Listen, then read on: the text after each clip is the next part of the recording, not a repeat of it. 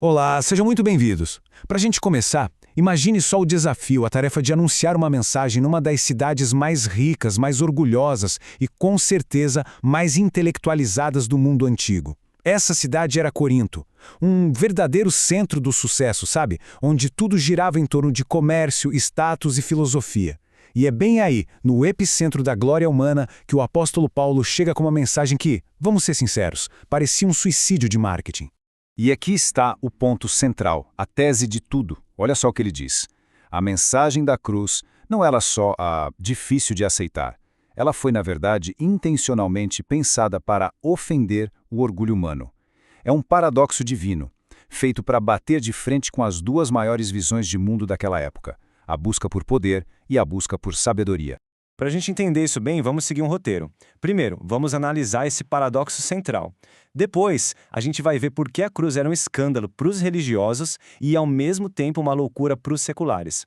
Aí vem a parte da virada de chave, a reversão divina que muda toda a perspectiva. E, por fim, a gente vai ver como a glória de Deus se manifesta justamente onde a gente menos espera, na fraqueza.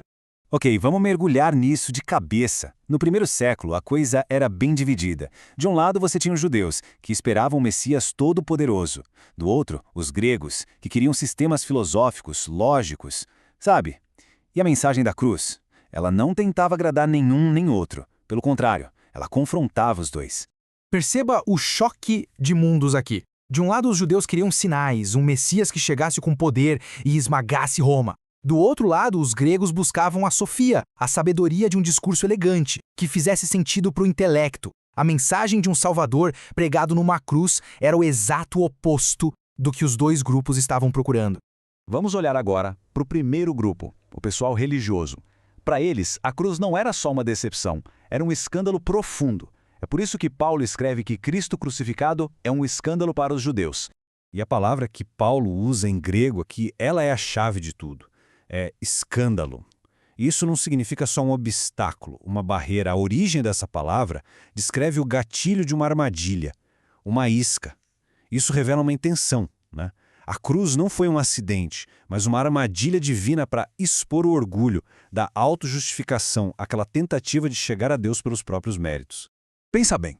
Para a mentalidade judaica, um Messias crucificado era quase uma blasfêmia. A própria lei de Moisés afirmava que quem era pendurado no madeiro era maldito de Deus. Então, como é que um ungido do Senhor poderia terminar como um criminoso amaldiçoado? O verdadeiro escândalo era que a cruz dizia para o homem mais moral, mais religioso, que ele estava tão perdido que nada, absolutamente nada menos que o sangue do Filho de Deus poderia salvá-lo. E isso tem tudo a ver com hoje, né? A gente vive numa cultura que muitos sociólogos chamam de deísmo terapêutico moralista. É basicamente a ideia de que nós somos bons no fundo e que Deus só quer que a gente seja feliz e gente boa. Nesse cenário, a mensagem da cruz, que aponta para uma falha humana tão, mas tão profunda, que exigia um sacrifício de sangue, soa como algo extremamente ofensivo.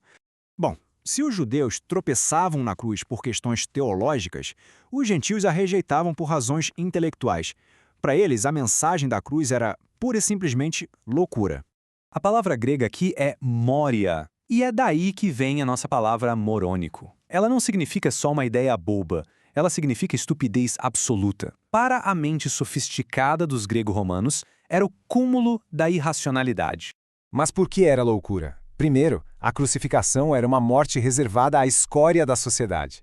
A ideia de que o Logos divino, a própria razão do universo, morreria da forma mais humilhante era impensável. Para os estoicos, um Deus que sofre era uma ideia repugnante. Para os epicuristas, a doutrina do pecado ameaçava a busca deles pela paz de espírito. Resumindo, para a elite intelectual, essa era uma religião de ignorantes.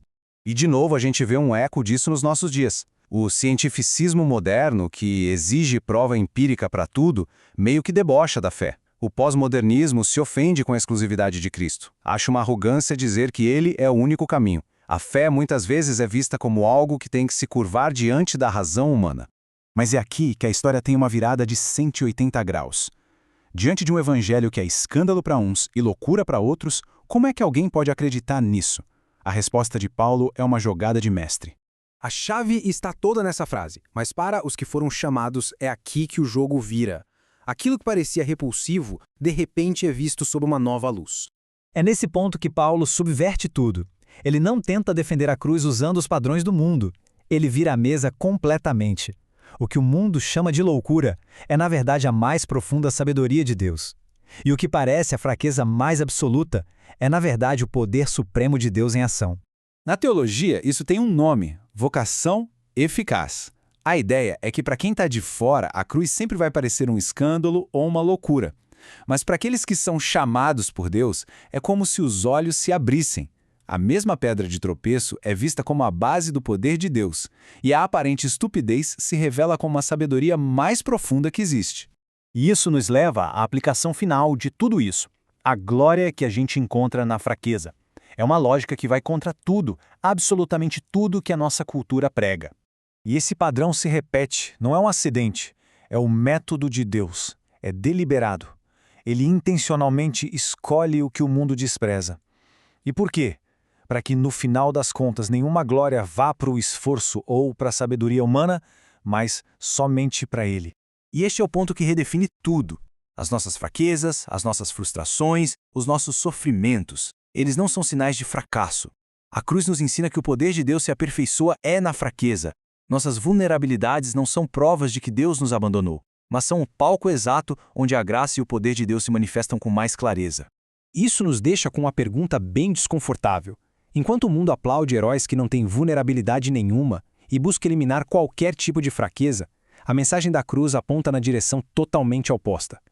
E se a verdadeira força não for evitar a fraqueza, mas se encontrar o poder de Deus exatamente nela?